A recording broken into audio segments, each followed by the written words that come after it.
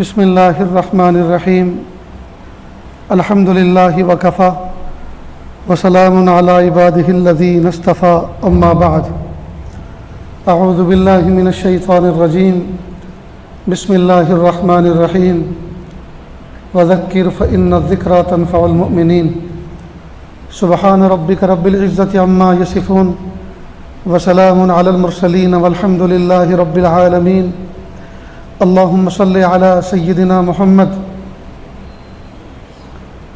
وعلی آل سیدنا محمد وبارک وسلم اللہم صلی علی سیدنا محمد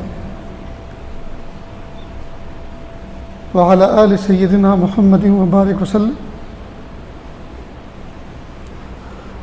اللہم صلی علی سیدنا محمد وعلی آل سیدنا محمد وبارک وسلم۔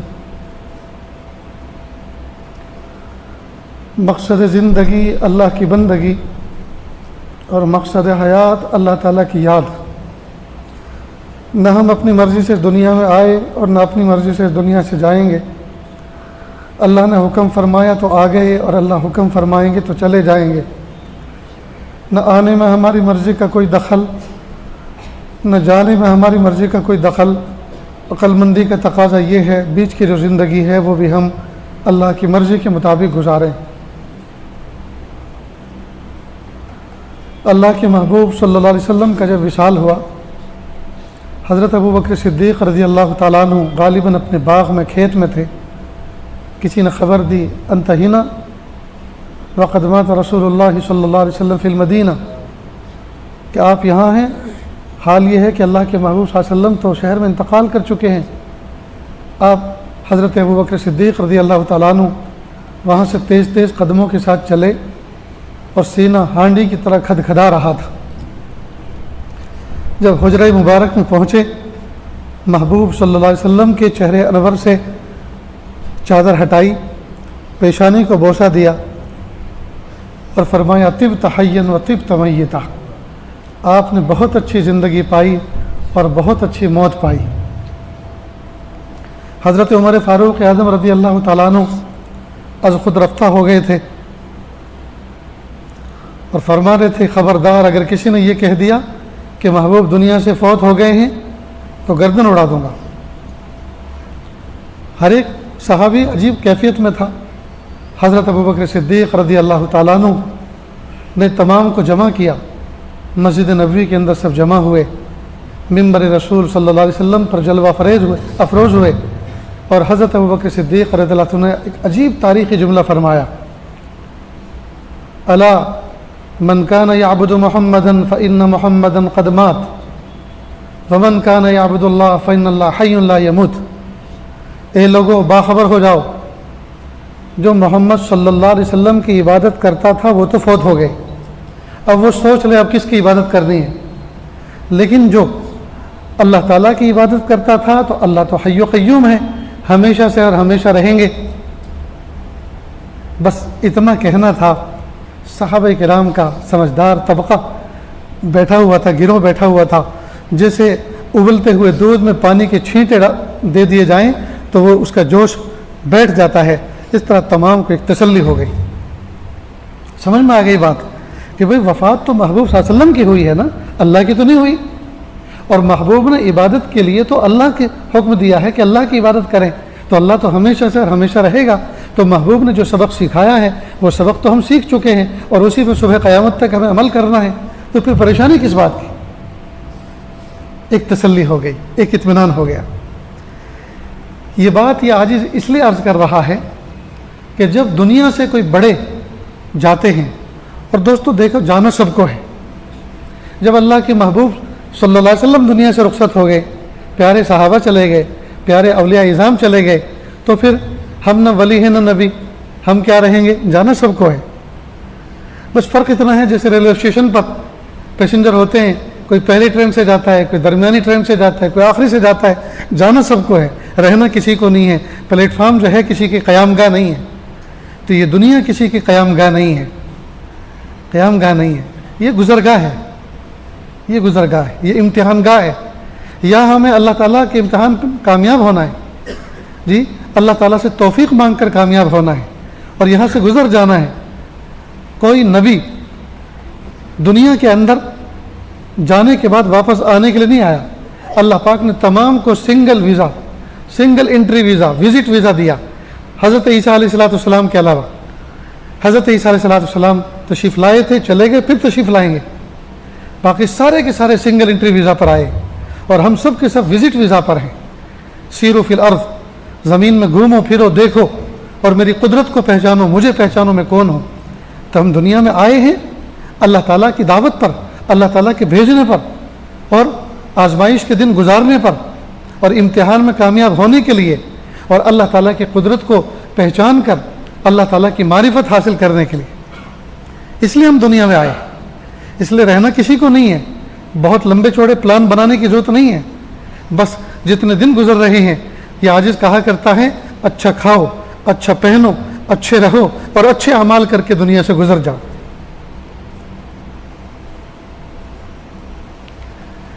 یہ عاجز چند مہینے پہلے رمضان سے قبل حضرت مفتی فیض الوحید صاحب دامت برکاتہم اس وقت ہمارے درمیان رحمۃ اللہ علیہ، ابھی تو رحمۃ اللہ علیہ زبان پر چڑھا بھی نہیں ہے، ابھی تو دامت برکاتہم کے الفاظ زبان پر آتے ہیں. اللہ رب العزت ان کی برکتوں کو باقی رکھے اور اللہ تعالیٰ ان کے اپنی رحمتوں میں رکھے.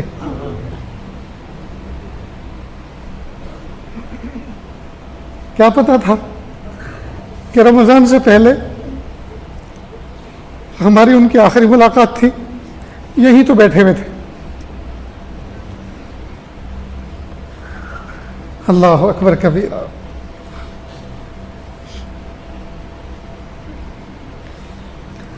بہت اچھی زندگی پائی اور بہت اچھی وفات پائی. واقعی قابل رشک ہے ہمارے سب کے لیے. اللہ رب العزت ان کے نقش قدم پر ہم سب کو چلنے کی توفیق عطا فرمائے اور اللہ تعالیٰ مرحوم کے درجات کو بلند فرمائے. اللہ اکبر کبیر.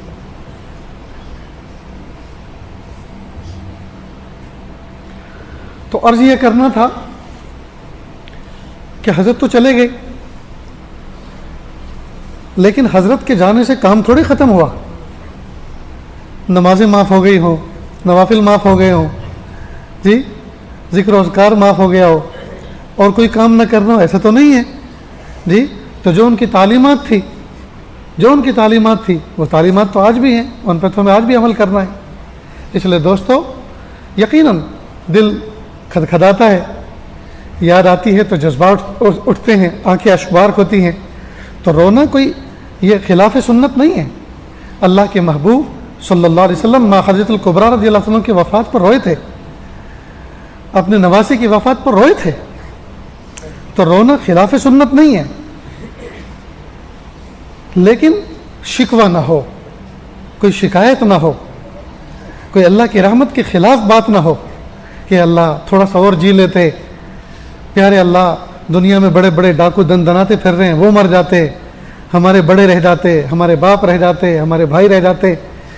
یہ سب چیزیں یہ شکوے میں داخل ہیں. اس طرح کی بات نہ ہرگز نہ کریں. ہاں یاد آتی ہے، دل کھدکھداتا ہے، آنکھیں اشکبار ہوتی ہیں، دل مغموم ہوتا ہے، جی آنکھوں سے اس غم کا اظہار ہوتا ہے، غم ٹپکتا ہے.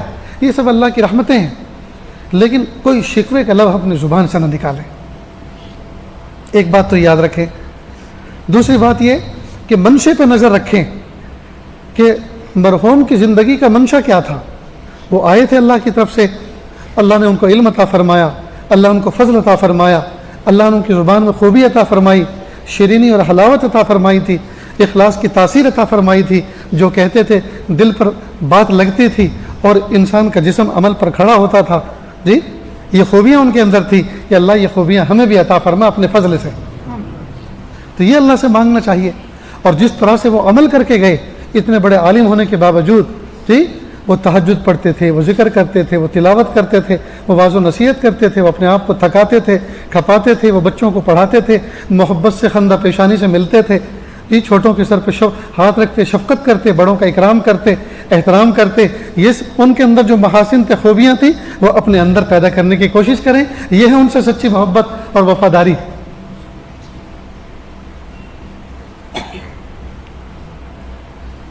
اللہ کے محبوب صلی اللہ علیہ وسلم دنیا سے پردہ فرما گئے صحابہ کرام نے اور دیکھا کہ محبوب دنیا سے گئے ہیں لیکن دین تو نہیں مٹ گیا، شریعت تو نہیں مٹ گئی، یہ تو باقی رہے گی، لہٰذا انہوں نے کمر پختہ کی، عزم مصمم کیا اور آگے بڑھتے رہے، یہاں تک کہ آج ہم اس شکل میں جو نظر آ رہے ہیں یہ حضور پاک صلی اللہ علیہ وسلم کی دنیا سے رخصت ہونے کے بعد جو صحابہ کرام نے محنتیں کی تھی اس کا نتیجہ ہے۔ ایک اور بات، یہ جو انتقال ہے نا، عربی کا لفظ ہے یہ انتقال، ہم تو اردو میں کہتے ہیں مر جانا، مر جانا یہ بھی عربی کا لفظ ہے، مر یمر، گزر جانا، تو انتقال کے معنی منتقل ہونا، یہ مومن کی زندگی میں پیدائش سے لگا ہوا ہے اور یہ انتقال اس کی ترقی کا باعث ہے۔ دیکھو بچے کا وجود باپ کی پشت میں ہوتا ہے، انسان کا جو جوہر ہے وہ باپ کی پشت میں ہوتا ہے، باپ کی پشت انتہائی تنگ و تاریک ہے، پھر وہ وہاں سے انتقال ہوتا ہے، اس کا وہ منتقل ہوتا ہے اور ماں کے رحم میں جاتا ہے، ماں کا رحم انتہائی کشادہ ہے باپ کی پشت کے مقابلے میں، تو یہ انتقال اس کی ترقی کا باعث بنا، پھر وہاں سے اس کا انتقال ہوتا ہے 9 مہینے کے بعد دنیا کی طرف، تو دنیا، عالم دنیا ماں کے رحم کے مقابلے میں بہت کشادہ جگہ ہے، پھر کچھ سال، مہینے، کچھ سال وقت گزار کر یہاں سے اس کا انتقال ہوتا ہے عالم برزخ کی طرف، عالم برزخ عالم دنیا کے مقابلے میں بہت وسیع و عریض ہے، پھر وہاں سے اس کا انتقال ہوگا عالم جنت کی طرف، عالم جنت تمام عالموں کے مقابلے میں بہت وسیع و عریض ہے، تو یہ جو انتقال ہے یہ مومن کی ترقی کا باعث ہے۔ اور دوستو موت ایک اٹل حقیقت ہے، آج تک اس موت کا کسی نے انکار نہیں کیا، دنیا میں ایسے بیوقوف تو آئے جنہوں نے اپنے آپ کو انا ربکم الاعلی، میں تمہارا سب سے بڑا رب ہوں یہ کہا، خدائی کا دعویٰ کرنے والے بیوقوف تو پیدا ہوئے لیکن وہ بیوقوف بھی موت سے ڈرتے تھے، آج تک کوئی کسی ماں نے ایسا پوت نہیں جنا جو موت کا انکار کرے۔ موت ایک اٹل حقیقت ہے، موت بادشاہوں کو بھی آتی ہے، موت امیروں کو بھی آتی ہے، موت فقیروں کو بھی آتی ہے، موت عالموں کو بھی آتی ہے، موت ظالموں کو بھی آتی ہے، موت جاہلوں کو بھی آتی ہے، موت چھوٹوں کو بھی آتی ہے، موت بڑوں کو بھی آتی ہے۔ بغداد کی سڑکوں پر ایک بچہ روتا ہوا جا رہا تھا، کسی نے پوچھا بیٹا کیوں رو رہے ہو؟ کہا مجھے مرنے سے ڈر لگتا ہے، اللہ کے سامنے مجھے پیش ہونا ہے۔ تو کہا مننے ابھی تو تم چھوٹے سے چوزے ہو، چھوٹے سے مننے ہو، تمہیں جوان ہونا ہے، تمہیں بڑے بڑے کام کرنے ہیں، پھر تم بوڑھے ہوں گے، پھر تمہاری سفید داڑھی آئے گی، پھر تم اللہ کے یہاں جاؤ گے۔ کہا چچا آپ اپنا کام کرو، میں نے اپنی آنکھوں کے سامنے بہت سے بچوں کو مرتے ہوئے دیکھا ہے۔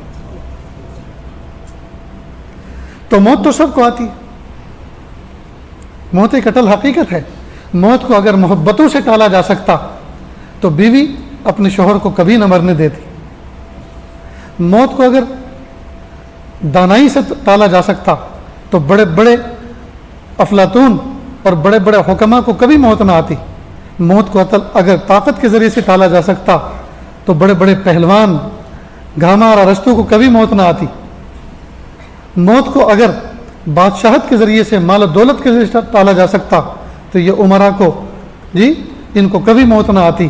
موت ایک اٹل حقیقت ہے، یہ آ کر رہے گی، لیکن ہمیں چاہیے کہ ہم اس کی تیاری کر کے رکھیں، ہم اس کی تیاری کر کے رکھیں، اور موت کے لیے الگ سے کوئی تیاری کرنے کی ضرورت نہیں ہے، یہی روٹین کی جو ہماری زندگی ہے، صبح سے لے کے شام تک اور شام سے لے کے صبح تک، ان میں جو اللہ پاک نے ہماری طرف احکام متوجہ فرمائے ہیں ان احکام کو اللہ کی رضا کے لیے ادا کریں، اور جن چیزوں سے اللہ پاک نے ہمیں بچنے کے لیے کہا ہے، روکا ہے، ان چیزوں سے ہم بچیں اللہ کی رضا کے لیے، بس یہ موت کی تیاری ہے، اس کے لیے الگ سے کوئی وقت نکالنے کی ضرورت نہیں ہے، اس کے لیے نہ دھندا پانی بند کرنے کی ضرورت ہے، نہ بزنس ختم کرنے کی ضرورت ہے، نہ کہیں جنگلوں میں اور پہاڑ کے غاروں میں چھپنے کی ضرورت ہے، نہیں، اسی دنیا میں رہتے ہوئے، انہی گلی کوچے اور بازار میں رہتے ہوئے، اسی معاشرت میں رہتے ہوئے، انہی بیوی بچوں میں رہتے ہوئے، انہی عائلی اور خاندانی زندگی بسر کرتے ہوئے اللہ کی مرضی کے مطابق زندگی گزارنا، اللہ کے احکام کے مطابق زندگی گزارنا، اور جن چیزوں سے اللہ پاک نے منع کیا ہے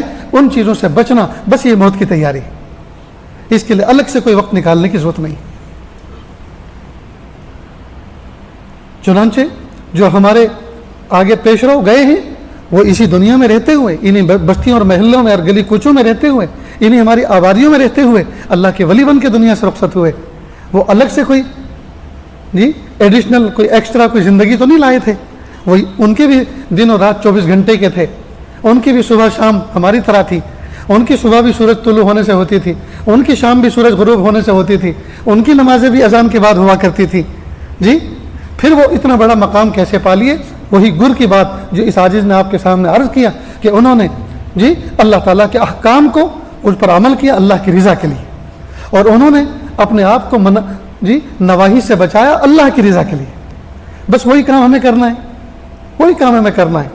الگ سے کوئی زندگی نہیں. ان کا قرآن کوئی الگ نہیں تھا, ہمارا کوئی الگ نہیں. ان کی نمازیں کوئی الگ نہیں تھی, ہماری نمازیں کوئی الگ نہیں. وہ اپنی نمازوں میں کوئی الگ سے کچھ نہیں پڑھتے تھے, ہم اپنی نمازوں میں الگ سے کچھ نہیں پڑھتے. پڑھنا وہی, قرآن وہی, لیکن بس نیتوں کا فرق. اللہ کی طرف جوش محبت, اللہ تعالیٰ کی طرف ان کی روح کا متوجہ ہونا, ان کے دلوں کا متوجہ ہونا. وہی دل وہی روح ہمارے پاس ہے, ہم بھی اللہ کی طرف اپنے آپ کو متوجہ کریں. اس لیے دوستو, موت سے کس کو رستگاری ہے؟ آج وہ تو کل ہماری واری ہے. اس موت سے کسی کو دوستی نہیں, کسی کو رستگاری نہیں, کسی کی رشتہ داری نہیں. جانا سب کو ہے, لیکن بس جو گیا ہے اس کے نقش قدم پر ہمیں بھی چلنا ہے, اور ہم اپنی زندگی کو مینٹین کریں, ہم اپنی زندگی کو ترتیب دیں. گناہوں کو چھوڑیں, نیکی اور تقوی کو اپنائیں, غفلتوں سے اپنے آپ کو نکالیں, لایانی باتوں میں جو ہم نے اپنے وقت کو ضائع کر رکھا ہے, لایانی سے اپنے آپ کو بچائیں. ہو رہی ہے عمر مثل برف کم, رفتہ رفتہ چپ کے دم بدم. جس طرح برف کے ٹکڑے پگھلتے ہیں اور نہ شور ہوتا ہے نہ ہنگامہ, نہ کسی کو پتہ چلتا ہے اور پگھل جاتے ہیں, ٹھیک بالکل اسی طرح لمحات زندگی ہمارے پگھل رہے ہیں, قیمتی لمحات زندگی ہمارے پگھل رہے ہیں. ایک برف فروش آواز لگا رہا تھا, صدا لگا رہا تھا, یہ لوگوں ترس کھاؤ اس شخص پر جس کا سرمایہ ہر لمحے پگھل رہا ہے. یعنی میرے گھر میں جو جمع پونجی تھی اس کو جمع کر کے برف خانے گیا, وہاں سے برف کی سل اور برف کی لادی خرید کے لایا. اب میں اس کو بیچنے کے لیے صدا لگا رہا ہوں. اگر آپ مجھ پہ ترس کھا کے مجھ سے برف خرید کے لے کے جاؤ گے تو میری جمع بھی جمع ہو جائے گی اور مجھے کچھ نفع بھی مل جائے گا. اور اگر آپ نے مجھ پہ ترس نہ کھایا اور میرا سرمایہ ایسے ہی پگھل گیا تو میں تو بہت بڑا محروم ہو جاؤں گا, میں تو بہت بڑا محروم ہو جاؤں گا. تو جس طرح سے برف فروش ہر لمحے اس بات کی فکر کرتا ہے کہ جتنا جلدی ہو سکے میں اپنی برف کو بیچ دوں اور برف کو بیچ کر اس کو میں کنورٹ کر لوں, ریزگاری میں اور پیسوں اور سکوں میں اس کو تبدیل کر لوں, اسی طرح ہمیں لمحات زندگی کو قیمتی بنانا ہے. اور اس کا طریقہ یہ ہے کہ ہم لمحات زندگی کو کیش کر لیں. اور لمحات زندگی کو کیش کیسے کریں؟ کہ ہم ذکر و اذکار کریں, ہم تلاوت کریں, ہم کار خیر کریں, ہم خدمت خلق کے کام انجام دیں, ہم نمازیں پڑھیں, اللہ تعالیٰ نے جو کرنے کے کام کہیں وہ کریں. اب جب میں یہ بات عرض کر رہا ہوں کہ ہم اللہ کے ولی بنیں, اللہ کے نیک بندے بنیں, ہم ذکر و اذکار کریں, تلاوت کریں, تو ہمارے ذہن میں یہ آتا ہے کہ بس کل سے ہم اپنا لباس بدلیں گے, سر پہ دستار باندھیں گے, جبہ پہنیں گے, سفید کپڑے پہنیں گے, داڑھی بڑھائیں گے اور ہر وقت بس مسجد میں اپنا سر جھکا کے رکھیں گے, تسبیح پڑھتے رہیں گے, اب دنیا جو ہے وہ چولہے میں جائے. نہیں نہیں نہیں نہیں, یہ منشا نہیں ہے دوستو. اگر ہم یہ ارادہ کر رہے ہیں تو ہم تو اپنے آپ کو عبادت کے لیے اور عبادت کا بھی ایک شعبہ اس کے لیے تیار کر رہے ہیں, پریپیئر کر رہے ہیں. صحابہ کرام کی سیرت اٹھا کے دیکھو, صحابہ کرام ہر وقت آپ کو مسجد میں بیٹھے ہوئے نظر نہیں آئیں گے. وہ کبھی بازار میں, کبھی کھیتوں میں اور کھلیانوں اور باغات میں, اور کبھی وہ کسی نہ کسی میٹنگ میں, کسی معاملے میں کوئی معاملہ حل کرتے ہوئے. بہرحال وہ کسی نہ کسی کام میں جڑتے ہوئے نظر آئیں گے. سارے کے سارے ہر وقت مسجد نبی میں بیٹھے رہتے ہوں. صحابہ کرام کی تاریخ میں ایسا نہیں ملتا. اس لیے کہ دوستو خوب اچھی طرح سے بات کو سمجھ لیں. اللہ رب العزت نے دین اسلام کو 5 شعبوں میں تقسیم کر فرمایا. ہم 24 گھنٹے میں ان 5 شعبوں میں سے کسی نہ کسی ایک شعبے سے اپنے آپ کو وابستہ کیے ہوں گے. 24 گھنٹے میں اپنے آپ کو کسی نہ کسی ایک شعبے سے وابستہ کیے ہوئے ہوں گے. بس ان 5 شعبوں کے حقیقت کو ہم سمجھیں اور 5 شعبوں میں جو دین کی تعلیم ہمیں دی گئی ہے ان کو ہم سیکھیں, چاہے کسی کی صحبت میں بیٹھ کر, چاہے کسی مدرسے میں زانو تلمس طے کر کے, چاہے کسی اللہ کے ولی سے بیعت ہو کر ان سے دوستی اور یارانہ جوڑ کر, کسی بھی طرح سے ہم دین کو سیکھیں اور ان 5 شعبوں کے مطابق اپنی زندگی کو گزاریں. وہ کیا ہیں 5 شعبے؟ ایک ہے عقائد کا شعبہ، ایک ہے عقائد کا۔ عقائد عقیدے کی جمع ہے، اور عقیدہ عقدہ سے بنا ہے۔ عقدہ کہتے ہیں گرہ کو۔ دل اور دماغ، آنکھوں سے دیکھ کر، کانوں سے سن کر، دل اور دماغ کے انشراح کے ساتھ کسی چیز پر مضبوط یقین کر لینا، اس کو کہتے ہیں عقیدہ۔ میں ایک آسان لفظوں میں آپ کے سامنے تعبیر کر رہا ہوں، اس کو کہتے ہیں عقیدہ۔ عقیدے میں سب سے ایک نمبر توحید اور رسالت کا عقیدہ ہے۔ ہم اللہ کو ایک مانیں، واحد، احد، نہ آدھا، نہ پونا، نہ پاؤ، نہ سوا، نہ ڈیڑھ، نہ دو، پورا ایک ہے۔ اللہ ایک ہے، اس کا کوئی شریک نہیں، اس کا کوئی ہمسر نہیں، اس کا کوئی ساجی نہیں، اس کا کوئی مثل نہیں۔ اللہ اکبر۔ ہم اللہ کو ایک مانیں، لا الہ الا اللہ، خلاص۔ ہر تمام کی تمام چیزیں لا الہ الا اللہ کی کینچی سے ہم کاٹ کے رکھ دیں۔ دوسرا عقیدہ کہ اللہ کے محبوب صلی اللہ علیہ وسلم کو نبی آخر الزماں مانے، خاتم النبیین مانے۔ اب اس کے بعد کوئی نبی آنے والا نہیں، نبوت کا دروازہ بند۔ یہ ایک نمبر کا عقیدہ ہے دوست۔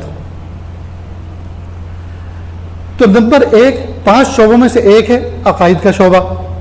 ان عقائد کو ہم سیکھیں، سمجھیں اور ان پر جم جائیں۔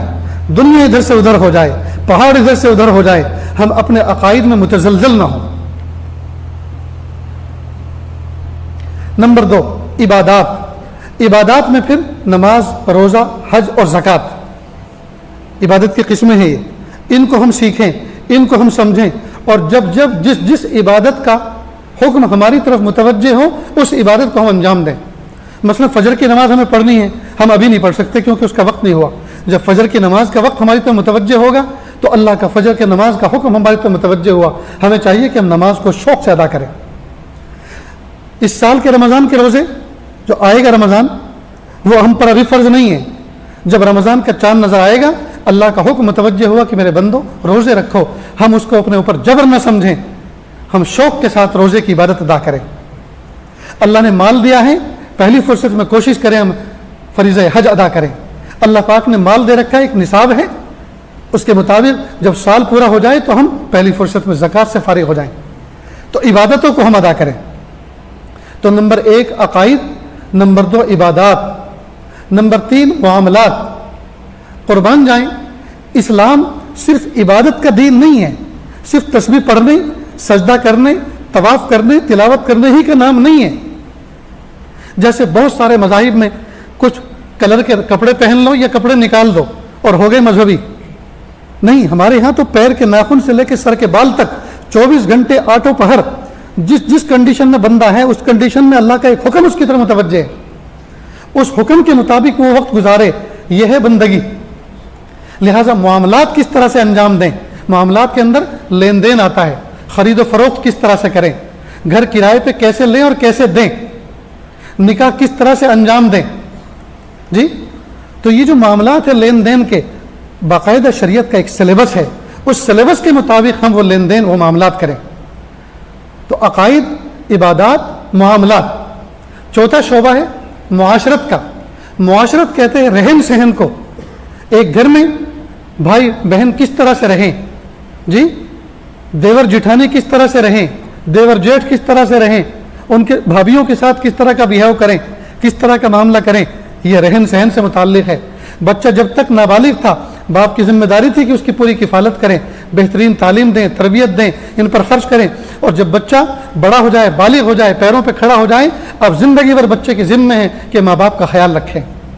یہ نہیں ہے کہ شادی کرا دی اور اپنی دلہن کو لے کر کسی فلیٹ میں جا کر رہنے لگے، کسی دوسرے محلے میں جا کے گزر اوقات کرنے لگے، پھر عید بقرعید پر کبھی ملنے آتے ہیں نہیں تو نہیں، یہ غداری ہے ماں باپ سے، یہ وفاداری نہیں ہے، یہ نمک حرامی ہے، یہ نمک حلالی نہیں ہے۔ تو اس کا تعلق معاشرت سے ہے۔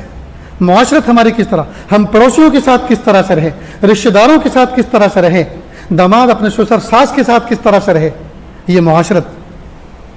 اور 5واں شعبہ ہے اخلاق۔ اخلاق کا تعلق دل کی کیفیات کے ساتھ ہے۔ ہمارے دل میں حسد نہ ہو، جیلسی نہ ہو، کینہ نہ ہو، बुग़्ज़ ना हो, अदावत ना हो, जी, इंतकाम के जज्बे ना हो, बल्कि क्या हो, इसमें सखावत का जज्बा हो, मोहब्बत का जज्बा हो, जी, इसमें रियाकारी ना हो, इसमें इखलास हो। तो इन तमाम चीज़ का ताल्लुक दिल की कैफियत से है। तो जिस्म से तो आमाल अल्लाह ताला ने कराई, लेकिन दिल को भी फारिग नहीं छोड़ा कि नहीं, दिल के अंदर क्या कैफियत होनी चाहिए, यह भी इस्लाम का एक शोबा है। तो ये 5 शोबे हुए, अकाइद, इबादात, मामलात, मुआशरत और अखलाक। इन 5 शोबों में एक नंबर है अखलाक का। एक नंबर किसका है? हाजी अखलाक नहीं। कोई हाजी अखलाक हो कि भाई एक नंबर हाजी अखलाक को दिया है। इसमें एक नंबर है अकाइद का, एक नंबर अकीदे का है। अकीदे की हैसियत ऐसी है जैसी हिंदसों के अंदर इकाई की होती है। मसलन आपने एक इकाई लिखी, उसके ऊपर एक सिफर लगाओ, कितने बने? 10। 2 सिफर बनाओ 100, 3 सिफर 1000, 4 सिफर 10,000, 5 सिफर 1,00,000। शुरू की एक इकाई मिटा दो, सिफर की कोई वैल्यू रही, कोई कीमत रही? कुछ भी नहीं। याद रखना, अकाइद ठीक होने के बाद नमाजों की कीमत लगेगी, हज की कीमत लगेगी, ज़कात की कीमत लगेगी, हर चीज़ की कीमत लगेगी। अगर अकाइद की इकाई दुरुस्त नहीं है, चाहे सजदे में ज़िंदगी गुजार दो, चाहे तवाफ कर करके पूरी ज़िंदगी गुजार दो, मक्का ही में रह पड़ो, जी, लेकिन अगर अकाइद में शिरक है, अकाइद दुरुस्त नहीं है, खुदा की कसम जन्नत तो दूर की बात है, जन्नत की खुशबू भी नसीब नहीं होगी। और अगर अकाइद मजबूत हैं, अकाइद की इकाई मजबूत है, जी, चाहे एक दिन नमाज न पढ़ी हो, हज न किया हो, उम्रा न किया हो, एक रोज़ा न रखा हो, मामलात चौपट हों और अखलाक बिल्कुल सियाह हो चुके हों, अखलाक के एतबार से दिल बिल्कुल सियाह हो चुका हो बदअखलाकी की वजह से, लेकिन अकाइद उसके सही थे, खुदा की कसम जन्नत में ज़रूर जाएगा। हाँ, मर कट के ज़रूर पहुँचेगा। मर कट के क्यों कह रहा हूँ? यानी अपनी सज़ा ज़रूर भुगतेगा। और अगर सज़ा भुगत कर सबसे आखिरी जन्नती बनकर जन्नत में गया तो दुनिया से 10 गुना बड़ी जन्नत पाएगा। हम तो श्रीनगर से बाई रोड आए तो जम्मू कमर टूट जाती है, दुनिया से 10 गुना बड़ी जन्नत पाएगा। अल्लाह अकबर! क्या अल्लाह पाक उसको शान अता फरमाएंगे। इसलिए दोस्तों, अकाइद को दुरुस्त करो, अकाइद पे मेहनत करें, और ये अकाइद पे मेहनत करने के बाद उसके बाद अपने आमाल पर, जी, कमर बांध लें, अपने आमाल पर कमर बांध लें, आमाल पर खड़े हो जाएं और एक एक अमल को दुरुस्त करें। हमारी निगाहें पाक, हमारा दिल साफ, हमारा दिमाग बिल्कुल साफ, हमारा दिल कीने और कपट से और अदावत और हसद से और बुग़्ज़ से, इन तमाम की तमाम चीज़ों से हमारा सीना बिला कीना हो। जो सीना बिला कीना होगा वही जन्नत में जाएगा, और जिस सीने में कीना होगा उसको जन्नत की खुशबू नसीब नहीं होगी। मेरे भाइयों, यही तालीमात थी हमारे अकाबिर मशाइख की, यही तालीम थी हज़रत मुफ्ती फैज़ुल वहीद साहब दामद बरकात रहमतुल्लाह अलैह की। वो दुनिया से चले गए, अल्लाह पाक ने हमें ज़िंदगी अता फरमाई है। हमें चाहिए कि ज़िंदगी के लम्हात की हम कदर करें, ज़िंदगी के लम्हात की हम कदर करें। मेरे भाइयों, जिन हालात से इस वक्त उम्मत गुजर रही है, ये बहुत नाजुक हालात है, लेकिन याद रखें अल्लाह रब्बुल इज़्ज़त ने आमाल की कीमत बढ़ा रखी है, आमाल की कीमत बढ़ा रखी है। जितनी ज़्यादा कशमकश होती है, जितनी ज़्यादा कशमकश में बंदा ज़ाते हक़ की तरफ मुतवज्जे होता है, अल्लाह ताला उसको उतना ज़्यादा अजर अता फरमाते हैं। महबूब सल्लल्लाहु अलैहि वसल्लम के ज़माने में सहाबाए किराम महबूब के चेहरे अनवर को देखते थे, जी, तो चेहरे अनवर को देखते थे, अल्लाह की रहमत बरसती थी। मस्जिद नबी में महबूब के पीछे नमाज पढ़ते थे, नमाजों की शान क्या रहती होगी, जी। महबूब के साथ में फतुहात और नुसरतें वाबस्ता थी, महबूब के साथ अल्लाह की मददें वाबस्ता थी, कुरान पाक नाजिल होता था, हर दिन ईमान में इजाफा होता था। ये सब कुछ था कि नहीं? और सामने गुनाह का कोई तज़किरा नहीं, नंगापन नहीं, जो गुनाह की किस्में आज हैं वो नहीं। तो कितने मज़े थे। आज हम अपने ज़माने को देखें, हमारे सामने बैठने वाला वक्त का नबी नहीं, हमारे साथ बैठने वाले वक्त के सहाबा नहीं, जी। और इसके मुकाबले में ज़िना आम, म्यूज़िक आम, इंटरनेट की बदमाशियाँ आम, ये सब का सब है कि नहीं? अब इन सब के बावजूद जब हम इबादत करेंगे फिर देखिए अल्लाह पाक कैसा अजर अता फरमाते हैं, फिर देखिए अल्लाह पाक कैसा अजर अता फरमाते हैं। इसलिए कि हमारा मुजाहदा आज के दौर में हमारा मुजाहदा इन तमाम चीज़ों के साथ में बहुत ज़्यादा बढ़ा हुआ है। किन चीज़ों के साथ? भाई एक तरफ इंटरनेट की बदमाशी है, उसमें दिलचस्प चीज़ें हैं, नंगापन है, आम माहौल गुनाह का है, उन सबको टक्कर मार के धक्का दे के फिर अल्लाह के सामने आकर दस बस्ता खड़ा होता है। अल्लाह ताला के यहाँ इसकी कीमत लगती है दोस्तों। जितना ज़्यादा मुजाहदा होगा उतना ही ज़्यादा अल्लाह ताला के यहाँ अजर लिखा जाएगा। महबूब सल्लल्लाहु अलैहि वसल्लम ने हज़रत आयशा सिद्दीक़ा रज़ियल्लाहु ताला से एक मरतबा फरमाया, ये आयशा तेरे उम्रे का सवाब तेरे मुजाहदे के बकदर है, यानी जितना ज़्यादा तुम मुजाहदा करोगी उतना ज़्यादा तुम्हें उसका अजर मिलेगा। फरिश्ते इंसानों से अफजल नहीं है, इंसान अशरफुल मखलूक है, फरिश्तों से बढ़कर इनको अजर क्यों मिलता है? इसलिए कि फरिश्तों के यहाँ अटरैक नहीं है, फरिश्तों के यहाँ मुजाहदा नहीं है, फरिश्तों के यहाँ कशमकश नहीं है। जिस चीज़ का हुक्म दे दिया वो उसकी नाफरमानी नहीं करते, उसके खिलाफ कोई तसव्वुर ही नहीं है, वो उसी में लगे रहते हैं। जबकि हमें अल्लाह रब्बुल इज़्ज़त ने नमाज का हुक्म दिया, जबकि हमारे सामने नमाज के खिलाफ भी तकाज़े मौजूद है। नफ्स शैतान हमें किसी और चीज़ की तरफ भटका रहा है। अब हम उन तमाम चीज़ों से अपने दामन को बचाकर ज़ात हक़ की तरफ अपने आप को वाबस्ता कर रहे हैं, तो ये मुजाहदा पड़ रहा है। इस मुजाहदे पढ़ने पर बंदे को अल्लाह पाक फरिश्तों से भी आला मकाम अता फरमाते हैं। तो हमें जो अल्लाह पाक ने अशरफुल मखलूक बनाया है उसकी वजह यह है कि फरिश्तों के मुकाबले में हमारे मुजाहदे बढ़े हुए हैं। वहाँ कशिश नहीं है, वहाँ कशमकश नहीं है, वहाँ जिस चीज़ का हुक्म दे दिया बस वो कर रहे हैं।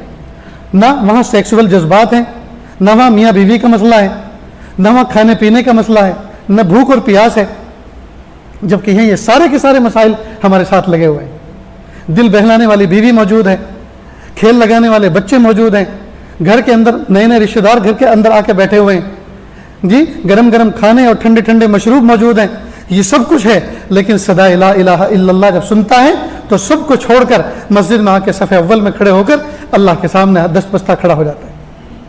तो इस पर अल्लाह के यहाँ अजर है, इस पर जी फरिश्ते भी रिश्क करते हैं। सुभान अल्लाह। बहरहाल दोस्तों, ज़रूरत है इस बात की हम अपनी ज़िंदगी को दुरुस्त करें, हम अपनी ज़िंदगी की किताब के औराक को दुरुस्त करें। अब तक जैसी गुजरनी थी गुजर गई, उस पर हम अल्लाह ताला से तौबा इस्तिग़फ़ार करें और आइंदा ज़िंदगी में हम कुछ अज़ाइम करें, कुछ नेक इरादे करें। दोस्तों, कुछ करेंगे तो कुछ होगा, और नहीं कुछ करेंगे तो याद रखना कुछ भी नहीं होगा। नहीं करेंगे तो कुछ भी नहीं होगा। इससे पहले शायद मैंने ये मिसाल दी हो या न दी हो, मौके की मुनासिबत से अल्लाह पाक ने जहन में डाली वो बात मैं फिर आपके सामने रिपीट करता हूँ। हज पे हम जाते हैं, तवाफ़ और सही के साथ साथ चक्कर काटते हैं। तवाफ़ और सही के साथ साथ चक्कर में कोई दुआ फ़र्ज़ वाजिब नहीं है, कोई भी दुआ फ़र्ज़ वाजिब नहीं। कुछ भी मांगे, किसी भी ज़ुबान में मांगे, कोई भी जिक्र करें। लेकिन ये आजिज़ जब वहाँ जाता है हज उम्रे पर, तो मैं अपने तवाफ़ की एक तरतीब बनाता हूँ कि मुझे किस चक्कर में क्या मांगना है। और जो मैं बताने जा रहा हूँ ये भी फ़र्ज़ वाजिब नहीं है, लेकिन मुझे इस तरतीब से नफ़ा होता है तो आपके सामने पेश करता हूँ। हो सकता है आपको भी नफ़ा हो। और नियत कर लें कि प्यारे अल्लाह आफियत के साथ हमें हज उम्रे पे बुलाइए। जब काबतुल्लाह की ज़ियारत करते हैं नज़र अव्वल पर, तो वतन से लेकर काबतुल्लाह की ज़ियारत तक, पहली नज़र देखने तक, मुख्तलिफ मरहलों में हम मुख्तलिफ चीज़ें मांगते हैं।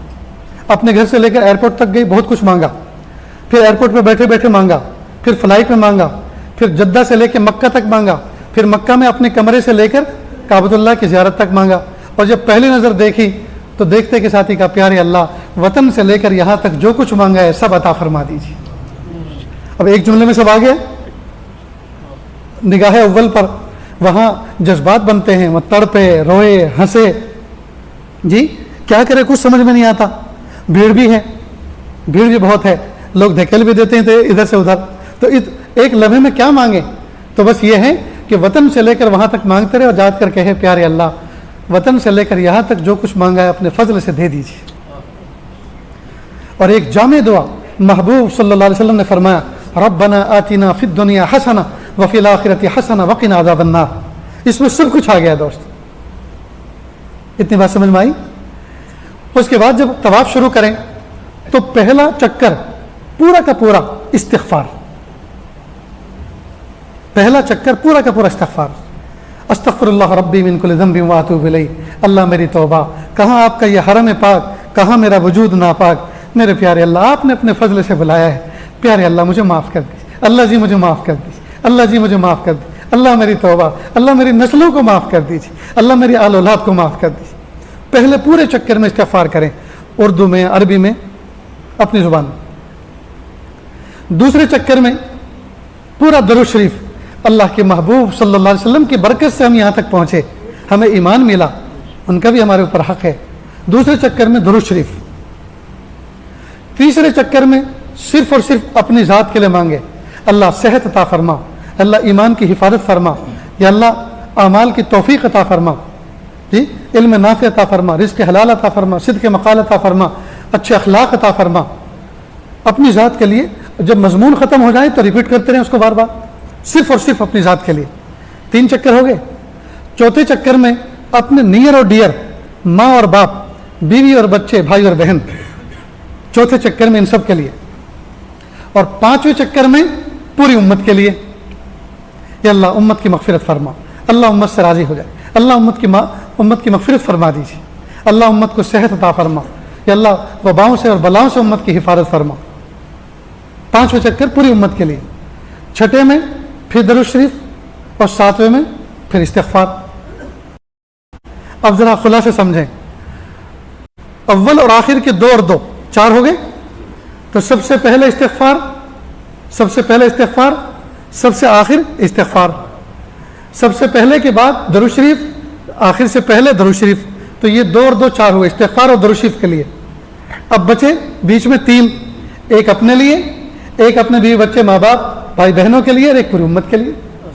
अब 6, ये 7 तवाफ़ हुए, 7 चक्कर हुए। इस तरह से अगर हम तय करके कुछ मांगेंगे तो दोस्तों मांग सकेंगे, वरना याद रखना कुछ पता नहीं चलता, न ये पता चलता चक्कर कौन सा चल रहा है, न ये पता चलता क्या मांगा है और क्या बाकी है।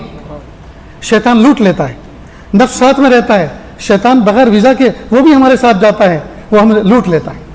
तो 7 चक्करों में इस तरह, तो अगर कुछ प्लानिंग करेंगे तो कुछ होगा, और नहीं करेंगे तो दोस्तों कुछ भी नहीं होगा। जिस तरह से हम सफ़र करते हैं, टिकट कंफर्म करते हैं, टिकट की प्रिंट आउट निकालते हैं, फ़ोन पे भरोसा नहीं करते, फ़ोन जी उसका चार्ज उतर भी सकता है, वो गुम भी हो सकता है, वो लॉक भी हो सकता है। तो हार्ड कॉपी लेके चलते हैं, आईडी प्रूफ लेके चलते हैं, दोनों जेबों में पैसे भर के चलते हैं, जी कपड़े साफ सुथरे लेकर चलते हैं। जो आदमी सफ़र की पूरी तैयारी और प्लानिंग के साथ चलता है वो इंजॉय करते करते, मज़े करते करते सफ़र करता है। और जिसकी टिकट भी प्रिंट ना हो, और जिसकी टिकट भी कंफर्म ना हो, और जिसके पास पैसे भी पूरे पूरे ना हो, और सफ़र के कपड़ों के जोड़े भी पूरे पूरे ना हो, मत पूछो वो कितने कर्ब में और तकलीफ में सफ़र करता है। ठीक बिल्कुल इसी तरह दोस्तों हर काम हम प्लानिंग के साथ करें। सुबह होती है, शाम तक हम निज़ाम बनाएं, इतनी मुझे तिलावत करनी है, इतना मुझे जिक्र करना है, इतना मुझे दुरूद शरीफ पढ़ना है, और आज के दिन में फ़लाँ फ़लाँ काम करने हैं, इतने खिदमत खल्क़ के काम करने हैं, इतने अपने रिज़्क़ हलाल में तवज्जो देनी है, उस पर डिस्कस करनी है, पार्टनर लोगों से बात करनी है, मीटिंग करनी है, सारा का सारा वक्त उन्हीं को नहीं देना जी। इतनी देर मुझे फ़ोन को वक्त टाइम देना है, उस पर जो मैसेज आ रहे हैं, मेल आई हैं, उनको क्लियर करना है। अगर दोस्तों हम प्लानिंग करेंगे तो सारे काम होंगे, और याद रखना अगर प्लानिंग नहीं होगी तो सिवाय बर्बादी के कुछ भी नहीं होगा। काम के करने के लिए, काम के बनाने के लिए मेहनतें करनी पड़ती हैं, और बर्बाद करने के लिए कोई मेहनत की ज़रूरत नहीं। बिरयानी बनाने के लिए जी असबाब इकट्ठे करने पड़ते हैं, चावल, गोश्त, मिर्च, मसाले और कुक और भटियारा और देग और बर्तन सब जमा करने पड़ते हैं। और बिरयानी को अगर बर्बाद करना तो कुछ करने की ज़रूरत नहीं है, ढक्कन बंद करके छोड़ दो, अपने आप ख़राब हो जाएगी।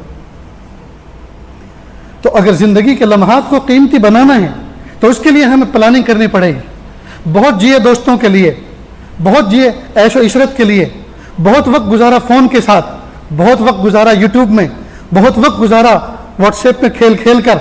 अब ये सब नहीं करना, अब फ़िक्र आखिरत पर नज़र रख कर अपनी ज़िंदगी को तरतीब देना है। तो दोस्तों करेंगे ना इंशाअल्लाह। अल्लाह ताला आप सबको खुश रखे, अल्लाह हम सबको ख़ास मकाम अता फ़रमाए, جو باتیں کہی جا رہی ہیں اللہ کہنے سننے سے زیادہ عمل کی توفیق عطا فرمائے۔ آخر میں یہ بات عرض کرنی ہے آپ کے سامنے، دیکھو دوستو، جب کوئی بڑا دنیا سے جاتا ہے تو فوراً جب کوئی بڑا دنیا سے جاتا ہے تو فوراً کچھ چیزیں سامنے آتی ہیں۔ کچھ لوگ یہ سوچتے ہیں بھائی وہ بڑے تھے چلے گئے، ہم قدر نہ کر سکے، لیکن اب تو ہماری نظروں میں کوئی ایسا دوسرا ہے نہیں، اب ایسی ہماری نظروں میں ایسا کوئی دوسرا ہے نہیں، لہٰذا بس اب اپنے گھر میں بیٹھیں گے اور اللہ اللہ کریں گے۔ یہ اصل میں نفس و شیطان سجھاتا ہے۔ قرآن پاک میں اللہ پاک نے فرمایا یا ایھا الذین آمنوا اتقوا اللہ وکونوا مع الصادقین، اے ایمان والو تقوی اختیار کرو اور صالحین کے ساتھ رہو۔ جب قرآن پاک میں یہ آیت ہے تو اس آیت کا تقاضا اور منشا یہ ہے اللہ کا کہ اللہ تعالیٰ صالحین کو صبح قیامت تک پیدا کرتے رہیں گے۔ ہاں اتنا بات ضرور ہے، جانے والے میں اور آنے والے میں فرق ہوتا ہے، لیکن اس کا مطلب یہ نہیں ہے کہ کام ختم ہو جائے گا۔ کام ختم ہوتا تو محبوب صلی اللہ علیہ وسلم کی وفات پر ختم ہو جاتا، کام ختم ہوتا تو خلفائے راشدین کی وفات پر ختم ہو جاتا، کام ختم ہونا ہوتا تو صحابہ کے اختتام پہ ختم ہو جاتا، کام ختم ہونا ہوتا تو تابعین کے اختتام پہ ختم ہو جاتا، لیکن نہیں، یہ سارے کے سارے آئے اور چلے گئے اور کام باقی ہے اور صبح قیامت تک باقی رہے گا۔ اس لیے دوستو، جو چلے گئے قدر نہ کر سکے اس پر افسوس اور ندامت ہونی چاہیے اور اللہ سے دعا کرنی چاہیے، لیکن جو موجود ہیں ان کی قدر کر لیں، کہیں ایسا نہ ہو وہ بھی ہمارے ہاتھوں سے نکل جائے۔ نیز اللہ کے جو نیک بندے ہوتے ہیں، اللہ کے جو نیک بندے ہوتے ہیں، ان کے پیچھے سے ایک سلسلہ چلا رہا ہے، اللہ کے محبوب صلی اللہ علیہ وسلم کی ذات سے لے کر اور یہ صبح قیامت تک سلسلہ چلتا رہے گا۔ یہ سلاسل ہیں، یہ سلسلے ہیں جو چلتے رہیں گے، یہ ایک مربوط نظام ہے۔ ہر خلیفہ اپنے نائب اور جانشین پیدا کرتا ہے، اللہ سے مانگ کر، دعا کر کے، استخارہ کر کے، ان کو اپنے اعتماد میں لیتا ہے، ان کی تربیت کرتا ہے، اور جانے والا چلا جاتا ہے، اور پھر زیر تربیت رہنے والے پھر ان کے نقش قدم پر چلتے ہیں، پھر کام کو وہ سنبھالتے ہیں۔ جب حضرت مفتی فیض الوحید صاحب رحمۃ اللہ علیہ کا وصال ہوا، انتقال ہوا، تو میں نے فون کیا اپنے ساتھی کو، ان سے میں نے پوچھا کہ تدفین ہو گئی، کس طرح سے، کیا معاملہ، کیا نظام رہا، ساری بات ہوئی۔ انہوں نے فرمایا کہ میں نے حضرت کے خاص خادم سے پوچھا کہ بھئی حضرت نے اپنی زندگی میں کسی کو اپنا نائب خلیفہ جانشین بھی بنایا؟ تو کہا کہ آن ریکارڈ موجود ہے، حضرت نے 4 افراد کا انتخاب کیا اور ان کی تربیت فرمائی، ان پر اعتماد کیا۔ یقیناً حضرت مفتی صاحب جیسا آدمی جو خود اتنے منجھے ہوئے تھے، جو خود اللہ تعالیٰ کی یاد میں ایسے مستغرق تھے، انہوں نے جس کو تیار کیا ہوگا، اللہ سے نہ جانے کتنا مانگا ہوگا، کتنی ان کو توجہات دی ہوں گی، کتنے تڑپے ہوں گے ان کے لیے، اور کیسی کیسی ان کی کمیاں دور کی ہوں گی۔ اس کا تو اندازہ ہم کر سکتے ہیں نا۔ اللہ کا شکر ہے کہ 4 افراد حضرت اپنی زندگی میں، اپنی حیات طیبہ میں تیار کر کے گئے اور ساتھیوں کے سامنے اس کا ذکر کیا۔ وہ یہ 4 نام ہیں جو میں آپ کے سامنے پیش کر رہا ہوں، اور اس سے پہلے بھی آپ کے سامنے آئے ہوں گے۔ ایک حضرت مفتی صغیر احمد صاحب ہیں، اللہ رب العزت ان کی عمر میں برکت عطا فرمائے، ان کے فضل میں برکت عطا فرمائے، اللہ تعالیٰ ان کی روحانیت میں ترقی عطا فرمائے۔ دوسرے مفتی معراج الدین صاحب ہیں، یہی دعا ان کے لیے بھی۔ تیسرے مفتی جعفر صاحب ہیں، یہی دعا ان کے لیے بھی۔ چوتھے مفتی آصف صاحب ہیں، یہی دعا ان کے لیے بھی۔ اللہ رب العزت نے جوان خون ہمیں عطا فرمایا، جوان خون ہمیں عطا فرمایا۔ اللہ رب العزت نے جوانی میں ان کا انتخاب فرمایا، اور شاب نشأ فی عبادت ربی، جو اپنی زندگی کو اور اپنی جوانی کو اللہ کی عبادت میں صرف کر رہے ہیں، اور دین کی خدمت کے لیے جنہوں نے اپنے آپ کو وقف کر رکھا ہے۔ یہ کوئی معمولی بات نہیں ہے دوستو۔ اس زمانے کے اندر بڑی بڑی بلڈنگیں سامنے ہوتی ہیں، جگمگ جگمگ گاڑیاں ہوتی ہیں، اور شوٹیڈ بوٹیڈ لوگ ہوتے ہیں، اور ایک طرف گھر میں جیب خالی ہوتی ہے، گھر میں تقاضے ہوتے ہیں، فلاں چیز نہیں ہے، فلاں چیز نہیں ہے، تو اندر انگڑائیاں نفس لیتا ہے، کس چکر میں پڑ گئے، لوگ ترقی کر رہے ہیں، تم بھی تو اس دنیا کے ایک فرد ہو، تم کیوں ترقی نہیں کرتے ہو؟ کب تک مدرسے میں اپنی زندگی کو کھپاتے رہو گے؟ 1-2 گھنٹہ بس بہت ہو گیا، پڑھا لو اپنے آپ کو، ظاہر کو تو تم نے سنواری رکھا ہے، صف اول میں تو تم نماز پڑھتے ہی ہو، کچھ وقت بزنس میں اور تجارت میں لگاؤ۔ نہ جانے کیسے کیسے دھوکے آتے ہوں گے، اور نہ جانے نفس کیسی کیسی انگڑائی لیتا ہوگا، لیکن سب کو لات مار کے، سب کو پیچھے چھوڑ کے، ساری خواہشات کو پس پش ڈال کر اللہ کی محبت میں آگے بڑھنے والے یہ نوجوان اللہ رب العزت ان کو قبول فرمائے. حضرت مفتی صاحب نے ان پر اعتماد فرمایا. اب جو لوگ حضرت سے وابستہ تھے وہ یہ نہ سوچیں حضرت گئے تو اب ہمارا کیا, نہیں, اللہ تعالیٰ نے ایک نظام بنایا ہے. جی آپ حضرت کی مرید ہیں, حضرت نے آپ کی تربیت فرمائی ہے, اور اس تربیت کا ایک حصہ یہ بھی ہے کہ جو میں کہوں وہ مانو, کیونکہ وہ میں جو کہہ رہا ہوں اپنے نفس کے لیے نہیں کہہ رہا بلکہ اللہ اس کے رسول کی رضا کے لیے کہہ رہا ہوں. میں ان کی زندگی میں یہ تھا نا کہ میں جو کچھ کہہ رہا ہوں وہ اپنے پیچھے تمہیں چلانے کے لیے نہیں کہہ رہا. حضرت کے وصیت نامے میں پڑھیں, اللہ کرے کہ ساتھی لوگ جی اگر مصلحت کے خلاف نہ ہو تو اس کو عام کریں یا اس کو کسی مجلس میں پڑھ کے سنا دیں. اس میں حضرت نے لکھا, میری تقریر اور میری تحریر پڑھنے کے بعد یہ نہ سمجھیں یہ حرف آخر ہے, بلکہ میں ناقص العمل والعلم ہوں, میرا علم میں ناقص, میرا عمل میں ناقص, لہٰذا میری تقریر اور تحریر کو حرف آخر نہ سمجھیں. علماء امت اگر کوئی بات اور کوئی تسامح اور کوئی غلطی اس میں پائیں تو اس کو درست کر دیں. کتنا بڑا ظرف ہے, کوئی معمولی بات ہے دوستو. اللہ اکبر کر. اللہ حضرت کے قبر پر نور رحمتوں کی بارش نازل فرمائے, ان کو بہت اونچا بلند مقام عطا فرمائے. یقیناً جب میں نے یہ جملہ سنا میری رات کی نیند اڑ گئی. بار بار تصور آتا کتنا بڑا ظرف لے کے دنیا میں گئے کہ میری تحریر اور میری تقریر کو حرف آخر نہ سمجھیں. جی اہل علم حضرات ان کے اندر کوئی تسامح پائیں, کوئی غلطی پائیں تو اس کی اصلاح کریں. اللہ اکبر کبیر.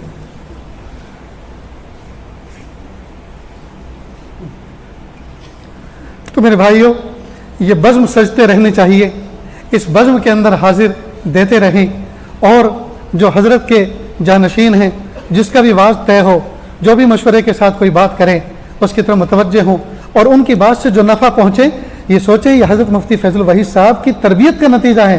وہ اگر ہمارے مربی نہ ہوتے تو ہمیں ان کی باتوں سے نفع نہ پہنچتا.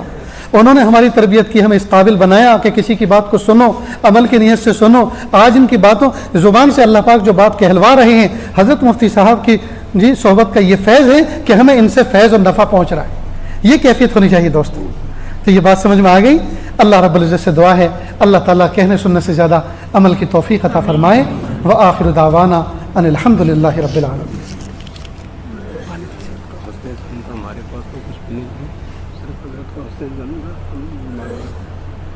مفتی صغیر صاحب اپنے جذبات کے اظہار فرما رہے ہیں اور کہہ رہے ہیں کہ دیکھو یہ حضرت کا حسن ظن تھا, نہ ہم اس قابل ہیں, نہ ہم اس قابل ہیں, نہ ہمارے اندر صلاحیت ہے, یہ ان کی کیفیت ہیں. دیکھو دوستو جب آدمی اپنے آپ کو یہ سمجھے گا میں کچھ بھی نہیں تو روئے گا نا, تڑپے گا نا. اس رونے اور تڑپنے پر اللہ مدد فرمائیں گے اور اسی مدد سے اللہ کام کروائیں گے. اور جس نے یہ سمجھا ہاں مفتی صاحب نے بہت دیر سے ان کی آنکھیں کھلیں, بہت دیر سے ان کی سمجھ میں آیا کہ ہم اس قابل ہیں, ہمیں تو بہت پہلے سے خلافت دے دینی چاہیے تھی. اگر اس قسم کی کے جذبات اور اس قسم کی کیفیت ہے تو یاد رکھنا یہ بربادی کا پہلا دن ہے.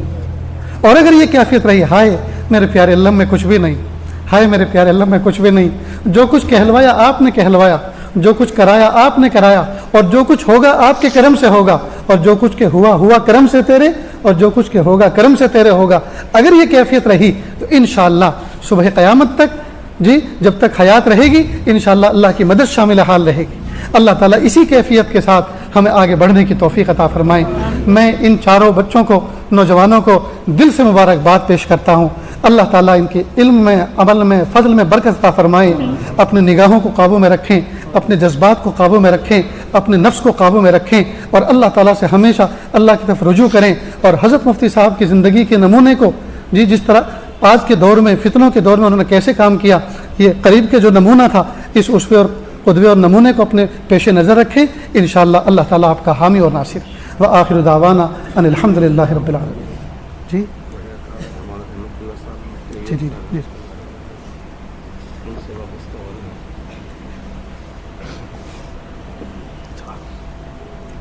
ایک بات اور عرض کرنی تھی. اس علاقے کے اندر صاحب نسبت بڑے بڑے اکابر اور بھی موجود ہیں. حضرت مولانا رحمۃ اللہ صاحب بانڈی پورہ والے, حضرت مفتی محمد ایوب صاحب شوپیان والے, ایک مدرسہ الہیہ کے ذمہ دار ہیں ڈاکٹر رفیق صاحب صاحب نسبت, حضرت شیخ جلال آبادی رحمۃ اللہ علیہ خلیفہ, اور بھی بہت سے لوگ ہیں جن کا اس وقت مجھے استحضار نہیں ہے, میری زبان پہ ان کا نام نہیں, آپ لوگ واقف ہیں. دیکھو دوستو جس سے مناسبت ہو اس سے جڑ جاؤ, اس سے جڑ جاؤ. دوسری بات, جتنے اکابر مشائخ آئیں واضح و نصیحت کریں سب کی سنو, سب کی سنو، جس سے بھی نفع پہنچے اس سے نفع حاصل کرو، لیکن جب اپنے شیخ سے جڑ گئے تو اس میں نظر یہی رکھو ان سے جو مجھے نفع پہنچا یہ میری شیخ کی برکت ہے۔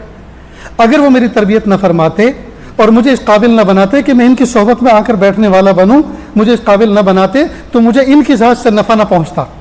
کئی مرتبہ آدمی کرتا کیا ہے کہ بہت سے لوگوں کے مشائخ کے بیان کو سن کر کبھی کبھی اپنے شیخ سے بدگمان ہو جاتا، یا اپنا شیخ اس کو ہلکا نظر آنے لگتا ہے، دوسرے کا چہرہ مہرہ دیکھ کر اس پر فدا ہو جاتا ہے، اس کے واضح و نصیحت کا انداز بیان دیکھ کر سن کر اس سے فدا ہو جاتا ہے۔ نہیں نہیں، ایسی گڑبڑی نہ کریں۔ دیکھو ماں ایک ہوتی ہے، ماں ایک ہوتی ہے لیکن خالہ پھوپھی بہت سی ہو سکتی ہیں، باپ ایک ہوتا ہے، چچا تایا بہت ہو سکتے ہیں۔ ٹھیک اسی طرح شیخ جو تربیت کر رہا ہے وہ ایک ہوتا ہے، لیکن نفع بہت سو کی ذات سے پہنچتا ہے، لیکن نفع پہنچنے کا ذریعہ اصل شیخ بنتا ہے۔ اس کیفیت کے ساتھ زندگی گزارنی چاہیے تو انشاءاللہ کبھی نقصان نہیں ہوگا۔ اللہ عمل کی توفیق عطا فرمائے۔ دعا کر لیجیے۔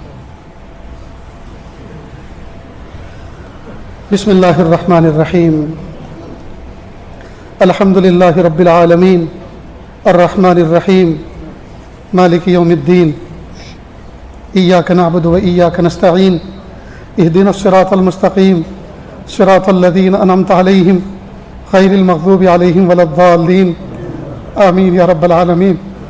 پیارے اللہ، یہ ہاتھ اٹھائے جانے کے قابل نہیں اور یہ زبان کو سوال کرنے کے قابل نہیں، آپ سے نہ مانگے تو کس سے مانگے، آپ سے سوال نہ کرے تو کس سے سوال کرے۔ ایک کمزور ایک قوی کے دروازے پر، ایک سائل ایک سخی کے دروازے پر، ایک محتاج ایک غنی کے دروازے پر حاضر ہے۔